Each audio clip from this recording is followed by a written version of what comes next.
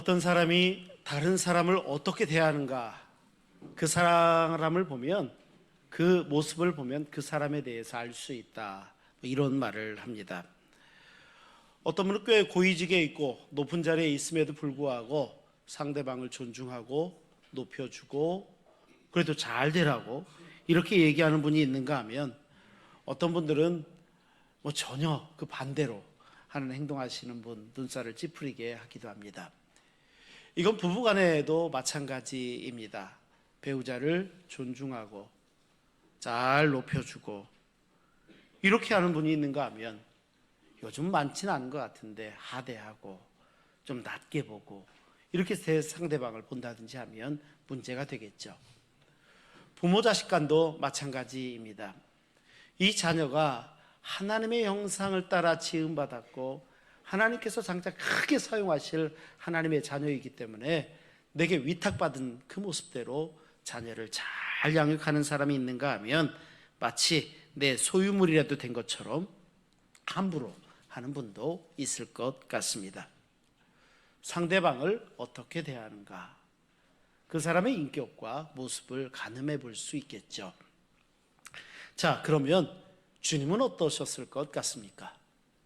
주님이 상대방에 대해서 어떻게 예우하시는가, 이걸 쉽게 찾을 수는 없을 것 같습니다. 그런데 그걸 알 수 있는 장면이 한번 등장하게 됩니다. 주님이 공생애를 처음 시작하실 때에 제자들이 불러 모을 때입니다. 먼저 제자로서 부름을 받았던 빌립이 나중에 예수님의 제자 중에 바돌로메가 아마 이 사람이었을 것이다 예상되어지는 나다나엘을 초대하게 됩니다. 그러니까 빌립이 나다나엘을 예수님의 제자로 초대하는 장면입니다. 그런데 빌립의 초대를 받고 나서 나다나엘이 보였던 반응이 조금 의아스럽습니다. 왜냐하면 이때 이 나다나엘이 예수님께 가기 전에 빌립에게 이렇게 이야기합니다. 에이, 무슨 나사렛에서 선한 것이 나오겠어? 이 얘기입니다. 예수님이 나사렛 사람이지 않습니까? 그러니까 나사렛에서 무슨 선한 게 나오겠어? 이렇게 이야기했다는 겁니다. 그런데 정작 우리 주님께서는 나다나엘을 보시자마자 그에 대한 평가는 사뭇 달랐습니다. 주님이 나다나엘을 보시고 처음 보시고 하신 이야기는 너는 참 이스라엘 사람이다. 너한테는 간사한 게 보이지 않아. 너는 이중인격자가 아니야. 너는 간사하지 않고 참 이스라엘 사람이구나. 이렇게 대답하시는 거예요. 그러니까 나다나엘은 나사렛에서 무슨 선한 게 있겠어? 이런 마음으로 왔을지 모르지만 정작 주님은 너는 참 이스라엘 사람이구나. 너한테는 간사함이 보이지 않는다. 이렇게 말씀하시죠. 주님이 높여주십니다. 잠언 4장 8절은 이렇게 말씀하고 있습니다. 그를 높여라. 그리하면 그가 너를 높이 들리라. 만일 그를 품으면 그가 너를 영화롭게 할 것이다 하시는 성경의 말씀입니다. 성경의 가르침은 한마디로 이야기하면 누구든지 대접을 받고자 해, 그러면 대접을 해야 된다라는 말씀입니다. 산상보훈의 가르침이기도 하고 주님의 가르침이기도 합니다. 대접을 받고자 하는 그대로 너희도 남을 그대로 대접해라. 이것이 율법이고 이것이 선지자의 가르침이다. 지난 수요일 날 우리 묵상했던 말씀이기도 합니다. 바로 그거. 이런 면에서 봤을 때 하나님이 우리를 높여주신다 생각해 보면 이것처럼 감격스러운 게 어디 있습니까? 얼마나 감사합니까? 하나님의 자녀인 우리를 그렇게 높이시면서 자존감을 허락하시고 자신감을 주시고 힘을 주시는 거니까 이것처럼 귀하고 감사한 게 어디 있겠습니까? 어떤 사람은 그런데 무슨 하나님은 인간을 창조할 때 마지막에 창조하십니까? 마지막에 창조하신 게 어떠세요? 빛을 만들고 물고기를 만들고 식물을 만들고 마지막에 가장 고등한 존재로, 또한 누구라도 다 창조되었을 때 하나님이 이미 창조하신 것들을 다 활용할 수 있게 창조하신 걸 생각해 보면 순서적인 의미를 떠나서 하나님의 마음이 있죠. 하나님의 이름 중에 호칭 중에 여호와 이레라는 호칭이 있습니다. 하나님이 준비하셨다라는 뜻인데, 생각해 보면 이건 출애굽기에 처음 나온 말이 아니라 창조하시는 그 순간에도 여호와 이레셨죠. 하나님이 창조하셨다는 겁니다. 그만큼 우리를 귀하고 존귀하게 여기십니다. 자, 그렇다면 하나님께서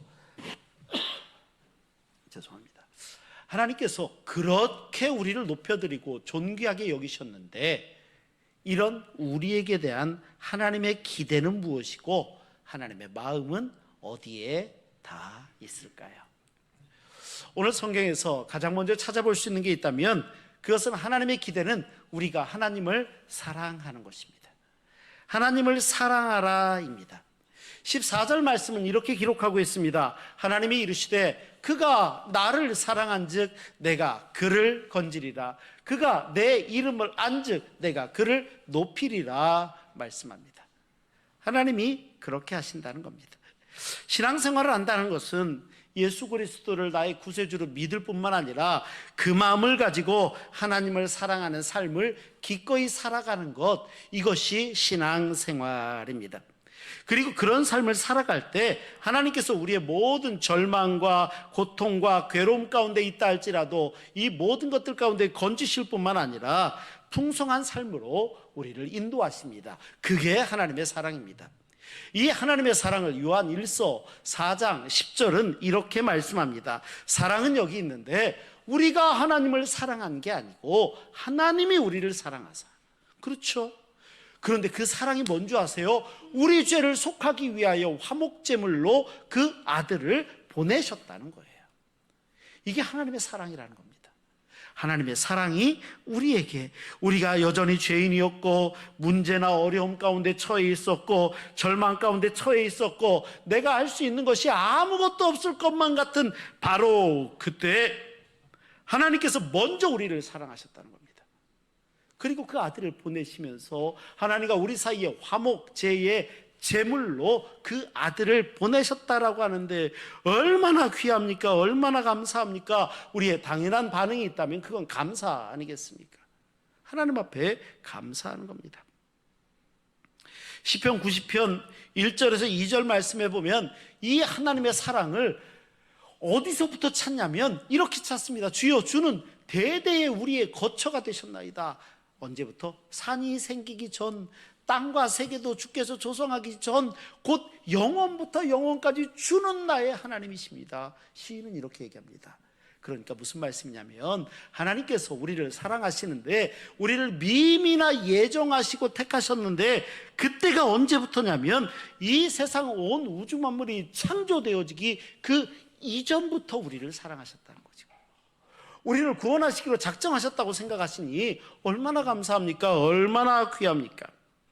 이 믿음은 신약시대에도 그대로 이어집니다. 사도 바울은 에베소 교회에 보내는 편지 에베소서 1장 4절에 이 고백을 똑같이 합니다. 곧 창세 전에 그리스도 안에서 우리를 택하사, 창세 전에 택하신 겁니다. 우리로 사랑 안에서 그 앞에서 거룩하고 흠이 없게 하시려고 하셨다는 거예요. 창세 전부터 우리를 택하신 그 하나님께서 우리로 하여금 거룩하게 하시고 흠이 없게 하시고 하나님의 백성이 되게 하시겠다는 거예요. 얼마나 귀하고 감사합니까? 그 절대적인 주권이 하나님의 주권이 우리 한 사람 한 사람을 하나님의 자녀로, 하나님의 백성으로 구별하셨고 그 사랑이 오늘 우리에게 다 있다는 겁니다. 그러니 얼마나 감사합니까? 오늘 주예전에 나와 예배를 드릴 수 있는 것들은요, 내가 오늘 아침에 일어나서 오늘 교회당이나 한번 예배당이나 한번 가볼까? 그래서 우리의 걸음을 옮긴 것이 아니라 하나님이 이미나 우리를 택하셨고 우리를 예배로 초대하셨고 그 하나님의 부르심에 따라 우리가 나왔다는 겁니다. 하나님의 사랑이 먼저고 하나님의 예정하심이 먼저입니다. 이러니 얼마나 귀합니까? 얼마나 감사합니까? 그런데 그거 아세요? 우리가 하나님 앞에 나아갈 때는 굉장히 중요한 한 가지 조건이 있습니다. 그 조건은 뭐냐면 절대 죄를 가지고 나아갈 수는 없습니다. 거룩하신 하나님 앞에 나아가는 자는 죄가 있어서는 안 됩니다. 그런데 우리가 어떻게 죄를 멀리할 수 있고 없앨 수 있습니까? 그것은 한 가지입니다. 회개밖에 없습니다. 우리가 회개의 심령으로 하나님 앞에 나아가야 됩니다. 내가 옛날에 회개했거든요. 이게 중요한 게 아닙니다. 오늘 아침에 교회 오시기 전에 아마 모르기는 몰라도 다 깨끗하게 세수하고 오셨을 겁니다. 저녁에 들어가면은요, 가장 먼저 손발 닦고 세수하고 그러지 않으십니까? 내일 아침에 일어나서 나 어제 세수했으니까 오늘 세수 안 해, 이러시는 분 계십니까? 아닙니다. 그때마다 마찬가지입니다. 우리가 하나님 앞에 나아갈 때마다 우리의 회개하는 원리도 마찬가지입니다. 나도 모르는 사이에 죄악 가운데 있었고 죄악의 모습이 내 가운데 묻어 있다면 안 되지 않습니까? 정말 회개하는 마음으로, 통회하는 마음으로, 자복하는 마음으로 하나님 앞에 예배로 나아갈 수 있습니다. 우리는 이 회개의 모습으로 하나님 앞에 나아가야 됩니다. 그리고 그런 이들에게 분명히 말씀하시는 성경의 말씀은 요한일서 1장 9절에 이렇게 말씀합니다. 만일 우리가 우리 죄를 자백하면 그는 미쁘시고 의로우사 우리 죄를 사하십니다. 우리를 모든 불의에서 깨끗하게 하신다 말씀하시는 성경의 가르침을 우리는 결코 잊어서는 안 됩니다. 우리가 하나님 앞에 나아갈 때, 죄악된 모습을 회개하고 자복할 때 예수 그리스도의 보혈의 은혜로 말미암아 우리의 죄를 깨끗하게 씻어주시는 하나님의 능력이 있습니다. 그러니 우리가 하나님 앞에 보여야 되는 당연한 반응은 무엇이겠습니까? 감사죠. 은혜죠. 당연히 하나님을 사랑해야 됩니다. 그래서 가장 먼저 우리를 향한 기대는 하나님께 대한 우리의 사랑이라는 것입니다. 이 사랑이 얼마나 중요한 줄 아세요? 마태복음 22장에 보면 한 율법사가 예수님하고 나와서 율법 가지고 토론을 하는데 이렇게 토론을 해요.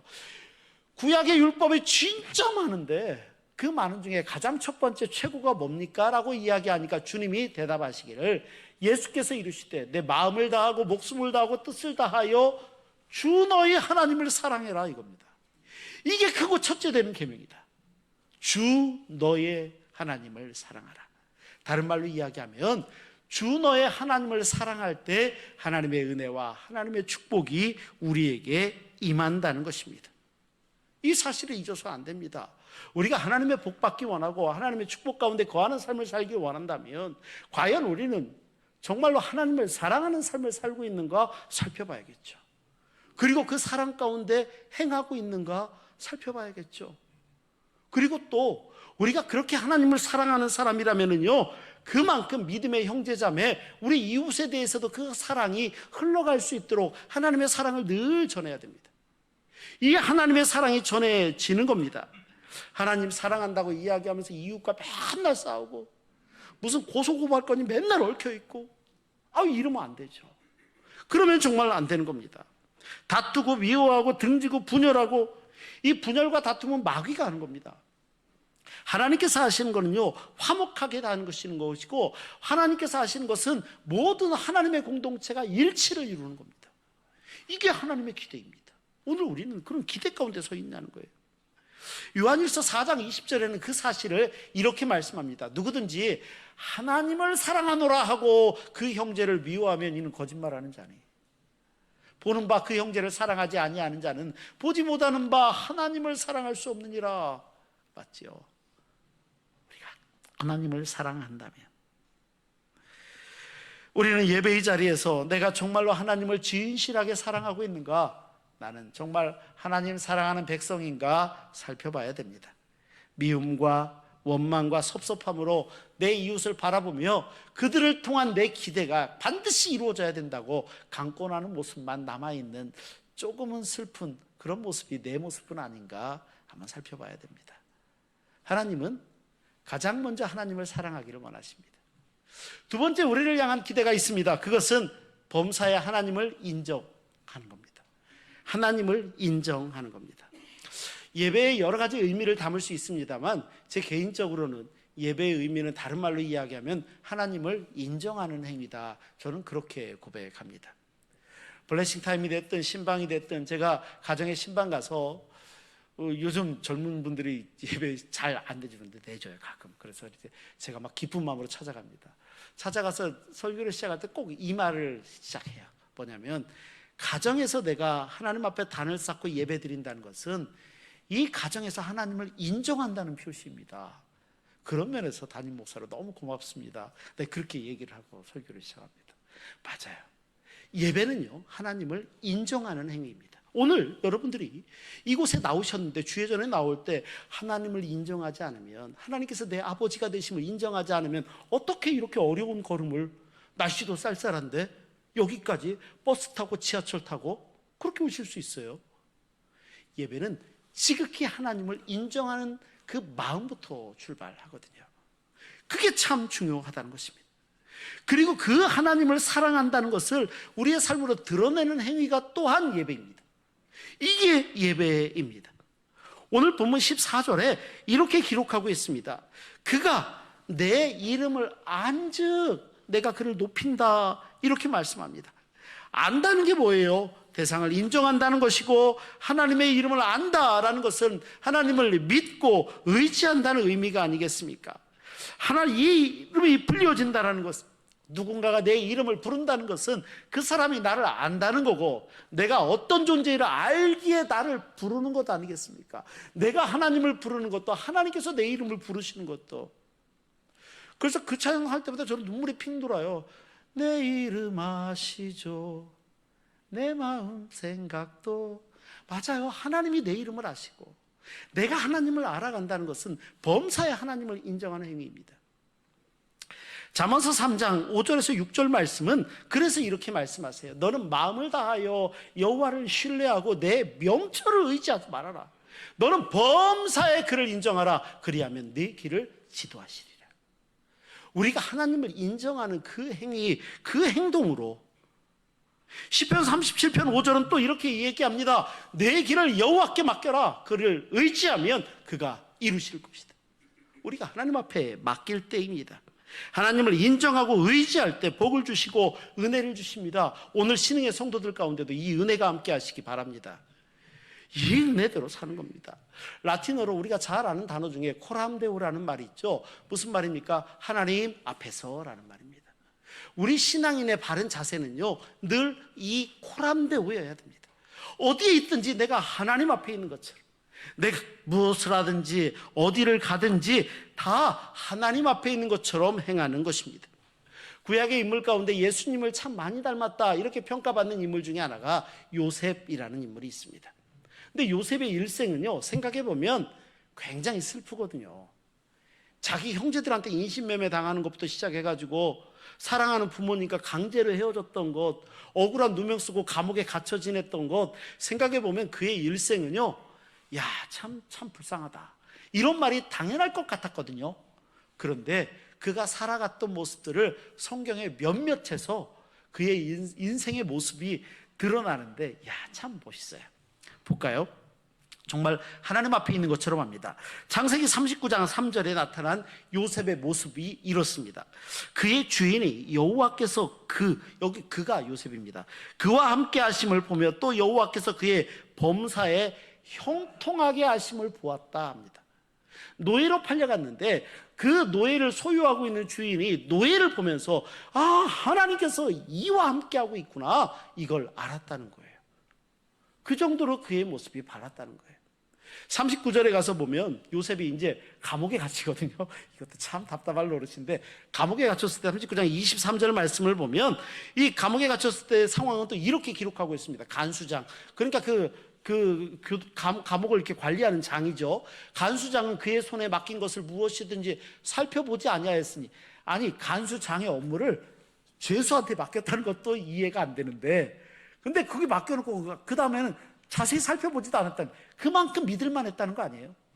이는 여호와께서 요셉과 함께 하심이라, 여호와께서 그를 범사에 형통하게 하셨다.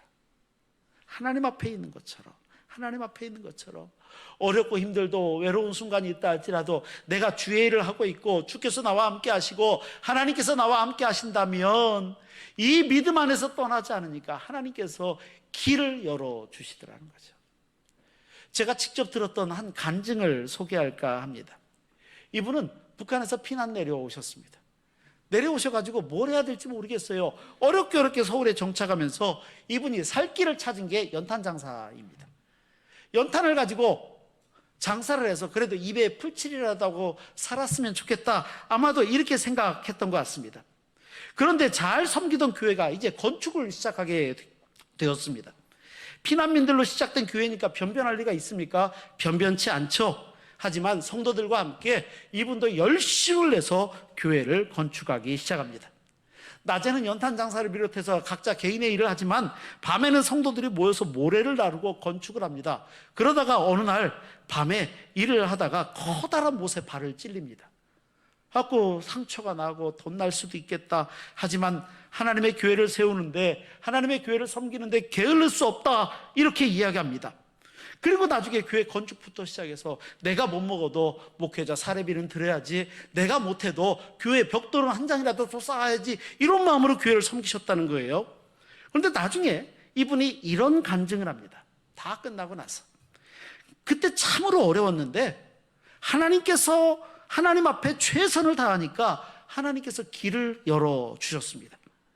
세상에 이거는 아주 악성 채무여서 내가 받을 수 있나 하는 외상값도 갑자기 와서 외상값을 갚지를 않는가? 수금이 갑자기 되기 시작했던 하더라는 겁니다. 내가 하나님 앞에 기쁜 마음으로 드렸는데 드리고 나서 보니까 그거보다도 더 크게 채워주시더라는 거예요. 어디서 많이 들어본 이야기 같지 않습니까? 우리 교회 고 정인수 장로님, 한현옥 권사님 이야기입니다. 근데요, 그거 아세요? 이런 간증이 우리 교회 성도들 가운데 여러분들이 각자 각각의 모습으로 가지고들 있어요. 그래서 우리 신흥교회 자랑이고 귀하다 생각이 듭니다. 우리 교회가 그런 토대 위에, 믿음의 토대 가운데 세워져 가고 있어요. 이러고 생각해 보니까 얼마나 교회인 간증이. 그리고 그때 그 성령의 역사는 지금도 행해지고 있고, 사도행전의 역사는 지금도 기록이 되어진다면 이 시대의 사도행전, 이 시대의 신앙행전, 이 시대의 하나님 나라 행전은 누가 쓰겠습니까? 오늘 예배하는 우리가 써가야 되지 않을까요? 우리가 살아가는 모든 삶의 지경에서 그 하나님 나라 행전을 써가는 겁니다. 그렇게 하나님의 교회를 세워나가고 복음의 역사를 이루어 가는 것입니다. 얼마나 귀한지요. 마지막으로 오늘 성경은 우리에게 분명히 들려주시는 말씀이 있습니다. 하나님께서 우리의 기도에 응답하신다는 사실이고 또 환난 날에 우리를 건지신다 말씀하십니다. 14절의 말씀 우리 한번 같이 읽어볼까요? 오늘 본문 14절 우리 함께 읽겠습니다. 하나님이 이르시되 그가 나를 사랑한 즉 내가 그를 건지리라. 그가 내 이름을 안즉 내가 그를 높이리라. 아멘.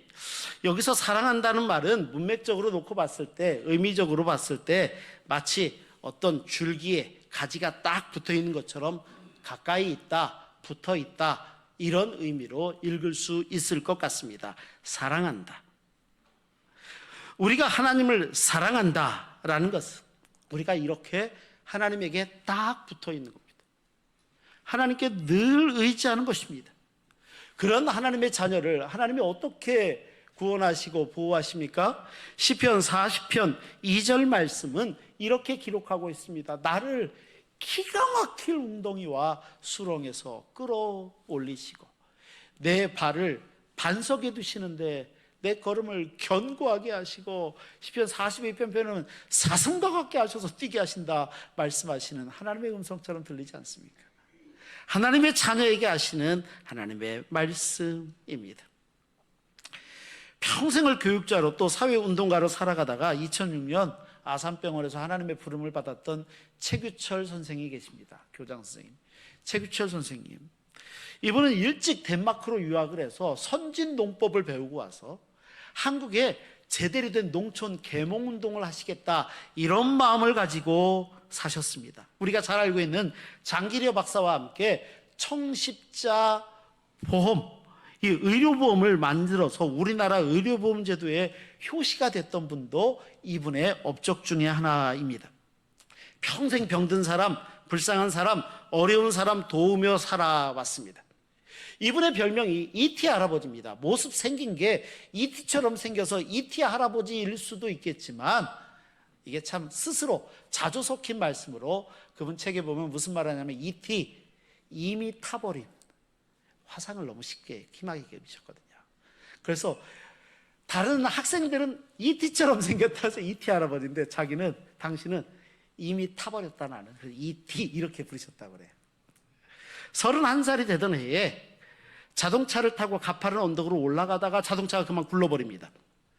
그래서 4명이 타고 있었는데 기사가 살고 이 선생님이 살고 2분은 돌아가시고 목숨을 건지게 되는데 가솔린 탱크에 불이 붙으면서 차가 전체가 타버립니다. 이 화재 때문에 목숨은 겨우 건지는데 청력이 손상되고 왼쪽 눈이 멀고 한쪽 눈은 완전히 녹아내립니다. 얼굴도 다 녹아내려서 흉측하다고 사람들이 다 옆에 오려고 하지를 않습니다. 수술하고, 그러니까 그 이후에 수술만 30번을 받았답니다. 30번. 굉장하죠? 2년째가 되던 해 그를 열심히 간호하던 부인도 몸이 약해져서 먼저 세상을 떠나고 말았습니다. 이 절망적인 상황 가운데 이 최규철 선생님이 고백하기를 이렇게 고백합니다. 나를 살리신 거에는 무엇인가 하나님의 뜻이 있다. 이제부터는 내가 감사하며 살리라, 감사하며 살리라, 감사하며 살리라 이렇게 다짐했다는 겁니다. 그가 한 기도는 이렇습니다. 그는 이렇게 기도합니다. 하나님, 비록 귀는 다 타버렸지만 소리를 듣는데 지장 없고 귀가 타버렸으니 한겨울 추운 날에 귀가 시리지 않으니 감사합니다. 귀가 없으니 시릴 것도 없잖아요. 피고름이 나던 머리에서 이제 새 머리카락이 나오게 해주시니 감사합니다. 귀도 없는 일그러진 얼굴을 그 머리카락들이 조금이라도 가려주니 감사합니다. 한쪽 눈은 실명했지만 남은 한쪽 눈으로 세상을 볼 수 있게 해주시니 감사합니다. 입술이 없어졌지만 하나님의 사랑과 진리를 전할 수 있게 해주시니 감사합니다. 감사합니다. 감사합니다. 이게 이번에 고백했어요. 감사합니다. 맞습니다. 때로는 우리가 어떤 절망 가운데 있는 순간이 온다 할지라도 감사의 자리로 우리를 건져내주시는 분이 하나님이십니다. 하나님이 우리를 건지십니다. 어떻게 건지실까요? 15절 말씀입니다. 우리 15절을 한번 같이 읽어볼까요? 본문 15절입니다. 그가 내게 간구하리니 내가 그에게 응답하리라. 그들이 환난 당할 때에 내가 그와 함께하여 그를 건지고 영화롭게 하리라. 아멘. 우리의 간구에 응답하신다 말씀합니다. 하나님께서 그의 백성들의 기도를 들으십니다. 사도 요한은 요한복음 16장 24절에 이렇게 말씀합니다. 지금까지는 너희가 내 이름으로 아무것도 구하지 아니하였으나 구하라 그리하면 받으리니 너희 기쁨이 충만하리라. 주님의 음성을 이렇게 기록하고 있습니다. 구하라 그리하면 받으리니 너희 기쁨이 충만하리라. 구하는 게 중요합니다. 구하는 예의 기도를 들으시고 환난과 절망 가운데 건지신다 약속하십니다. 예레미야 선지자는 33장 3절 말씀에 이렇게 말씀합니다. 내가 알지 못하는 크고 은밀한 일, 비밀한 일까지도 말씀하시는 하나님의 은혜를 말씀하고 계시죠. 맞습니다. 우리의 기도에 응답하시고 건지시고 다시 나를 높이시는 하나님의 은혜가 있습니다. 이 하나님을 믿고 신뢰하며 믿음으로 우리의 일생을 승리로 일구어가는 하나님의 자녀들이 되시기 바랍니다. 오늘 말씀에 하나님을 사랑하고 하나님을 범사에 인정하고 우리의 기도를 응답하시고 건지시는 그 하나님의 손길을 믿으며 경험하며 그렇게 믿음으로 승리하시는 신흥의 성도들 되시기를 주의 이름으로 축원합니다. 기도하시겠습니다. 거룩하시고 자비로우신 아버지 하나님, 환난 날에 너를 돕겠다, 너를 건지고 영화롭게 하겠다 들려주신 하나님의 말씀을 묵상합니다. 오늘 저희들의 삶 가운데 함께 하시고 성령 하나님 저희와 동행하여 주시고 오직 주님만 바라보며 믿음으로 승리할 수 있게 하여 주옵소서. 예수 그리스도의 이름으로 기도하옵나이다. 아멘.